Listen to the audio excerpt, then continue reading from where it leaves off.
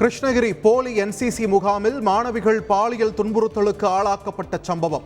புலன் விசாரணை அறிக்கையை செப்டம்பர் 4ஆம் தேதி தாக்கல் செய்ய தமிழக அரசுக்கு சென்னை உயர்நீதிமன்றம் உத்தரவு.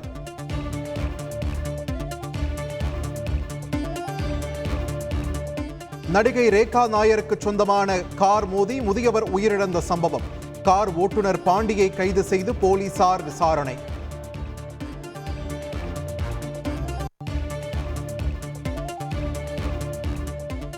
முன்னாள் ஐஜி பொன் மாணிக்கவேலுக்கு முன்ஜாமீன் வழங்க கடும் எதிர்ப்பு.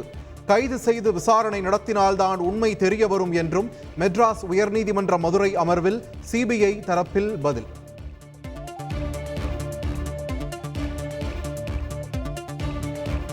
ராஜஸ்தான் மாநிலத்தில் பெய்து வரும் கனமழை. ஆற்றை கடக்க முயன்ற லாரி வெள்ளத்தில் அடித்துச் செல்லப்பட்ட விபரீதம்.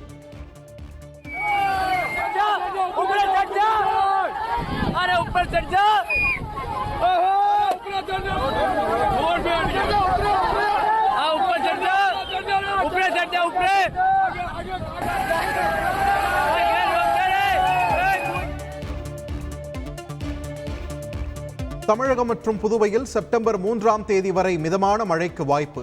சென்னை வானிலை ஆய்வு மையம் தகவல்.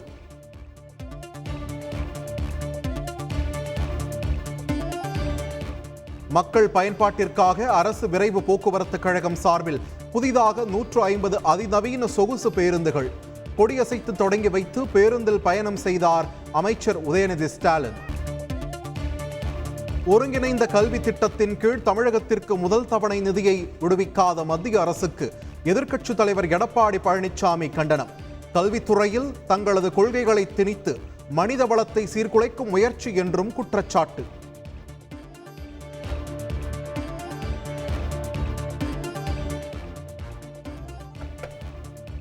மத்திய அரசு நிதியை நிறுத்தி வைத்தாலும் தமிழக அரசை நம்பியுள்ள ஆசிரியர்களுக்கு தடையின்றி ஊதியம்.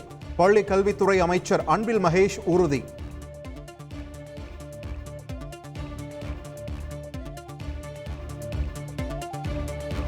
விக்கிரவாண்டியில் செப்டம்பர் 23ஆம் தேதி அன்று முதல் மாநாடு நடத்த விஜய் கட்சி திட்டம். மாநாட்டிற்கு அனுமதி கோரி விழுப்புரம் மாவட்ட ஆட்சியர் அலுவலகம் மற்றும் எஸ்பி அலுவலகத்தில் தாவேக நிர்வாகிகள் மனு.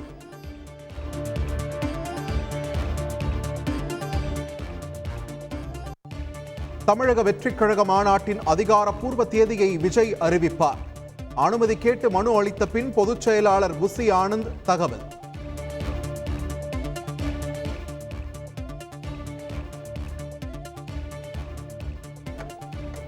புதிய குற்றவியல் சட்டங்களுக்கு வழக்கறிஞர்கள் எதிர்ப்பு. தமிழகத்தின் பல்வேறு இடங்களில் மனித சங்கிலி போராட்டம்.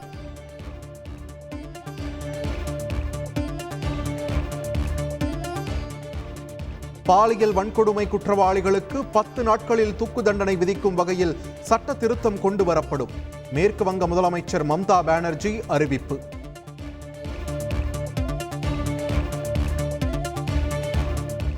நாமக்கல்லில் துப்பாக்கி குண்டு பாய்ந்து விவசாயி படுகாயம். பயிர்களை சேதப்படுத்தும் விலங்குகளை சுடுவதற்காக தானாக இயங்கும் நாட்டு துப்பாக்கியில் இருந்து திடீரென குண்டு வெளியேறி விவசாயியின் காலில் பாய்ந்ததாக தகவல்.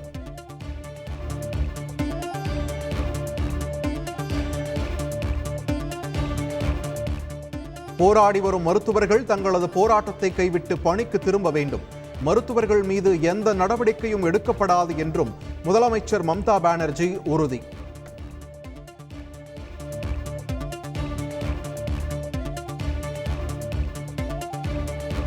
மேற்கு வங்கத்தில் பாஜக நிர்வாகி பிரியாங்கு பாண்டே கார் மீது மர்ம நபர்கள் துப்பாக்கிச் சூடு. பந்த் நடைபெற்று வரும் நிலையில் பரபரப்பு.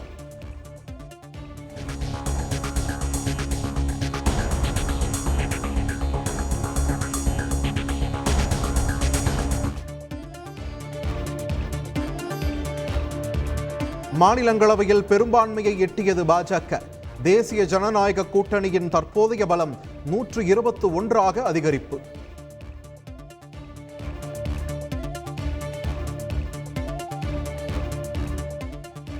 கன்னட நடிகர் தர்ஷனுக்கு செப்டம்பர் 9ஆம் தேதி வரை நீதிமன்ற காவல் நீட்டிப்பு. பெங்களூரு நீதிமன்றம் உத்தரவு.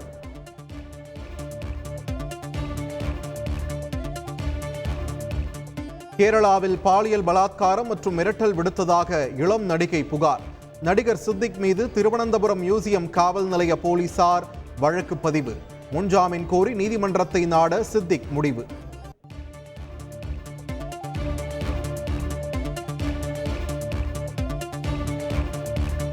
கேரள நடிகர் சங்கம் கூண்டோடு ராஜினாமா செய்வதாக அறிவித்தாலும் 4 நிர்வாகிகள் இன்னும் கடிதம் அளிக்கவில்லை என தகவல்.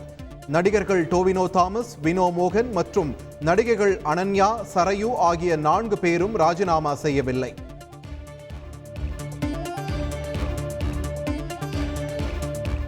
பாலியல் துன்புறுத்தல் குறித்து பெண்கள் தைரியமாக வெளியே வந்து பேச வேண்டும் என்று குஷ்பு வலியுறுத்தல். பாதிக்கப்பட்ட பெண்களுக்கு ஆதரவாக அனைத்து ஆண்களும் நிற்க வேண்டும் என்றும் வேண்டுகோள்.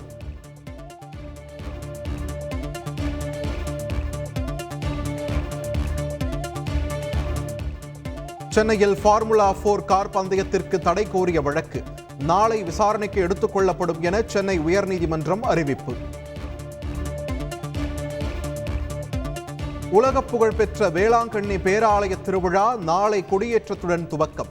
கொடியேற்ற நிகழ்வை காண 10 லட்சத்திற்கும் மேற்பட்ட பக்தர்கள் குவிந்தனர்.